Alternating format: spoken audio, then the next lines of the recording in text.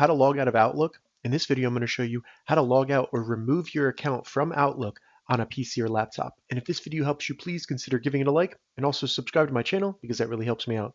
And I'm going to be showing you two different ways to do this. First in Classic Outlook and then in New Outlook. So first in Classic Outlook, to log out of an account, all we need to do is select File in the top left menu. Then if you have multiple accounts, select the drop down here and choose the account that you want to log out of and select Account Settings. Once you select select Account Settings one more time, then just highlight the account that you want to remove and select Remove up here. It'll then log out of that account within Outlook. Don't worry, this will not delete your account.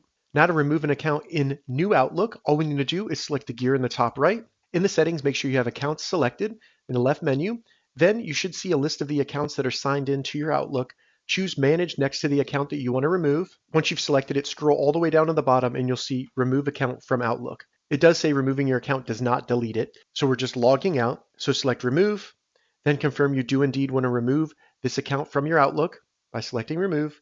It'll then refresh Outlook, and when it opens back up, that account will no longer be there. Now, if for some reason you're still seeing that account as logged in to your Outlook, I recommend rebooting your computer, and that should fix that issue. If this video helped you, give it a thumbs up, and please consider subscribing to my channel.